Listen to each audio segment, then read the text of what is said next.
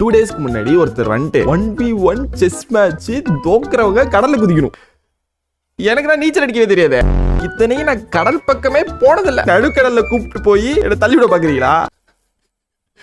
சான்ஸே.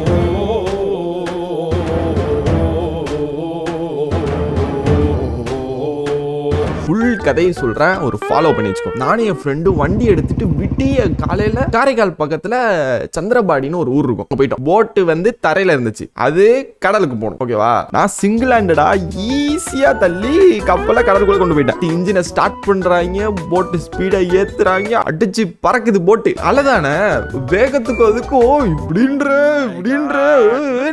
தூக்கி தூக்கி போடுது. பஸ்ல கடைசி சீட்ல உட்கார்ந்து இருக்கப்போ ஒரு மாதிரி தூக்கி போடும் தெரியுமா? அத மாதிரி ஒரு 20x நான் அப்படியே ஏர்ல பறக்கிற ஒரு 3 செகண்ட் அப்படியே பறந்துட்டு அப்படியே கீழே வர பயங்கரமா அள்ளி விட்டுட்டு. ஆனா கொஞ்ச நேரத்திலே பயம் எல்லாம் போயிடுச்சு, ஒரு மாதிரி ஜாலி ஆயிடுச்சு. கப்பல் முன்னாடி போயிட்டு அந்த கயிறை புடிச்சிட்டு போக ஆரம்பிச்சிட்டேன்.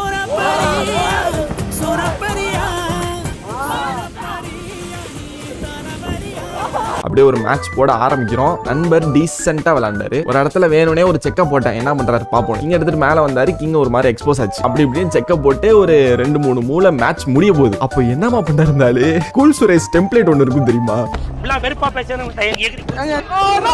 அப்படி ஏந்திரிச்சு கடலுக்குள்ள குதிச்சிட்டாரு.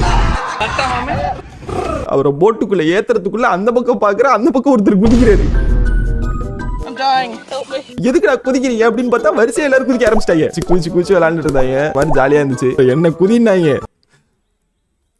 நான் செஸ் மட்டும் விளையாண்டுக்கிறேன்ப்பா. உயிர் பொழைச்சி கரைக்கு வந்துட்டோம். கரைக்கு வந்துட்டு சும்மா போட்டோ எடுக்கலாம்னு எடுத்துட்டு ஒரு ட்ரோன் வேற வாங்கி ஒரு ஆளை கூட்டு வந்தோமா, அது கொஞ்சம் செலவாச்சு. அதனால இந்த ட்ரோன் ஃபுட்டேஜ் இங்க வைக்கிறேன். அடுத்து எந்த ஊர்ல எங்க விளையாடணும்னு சொல்லுங்க, விளையாண்டுலாம். டக்குன்னு அலை வந்துட்டு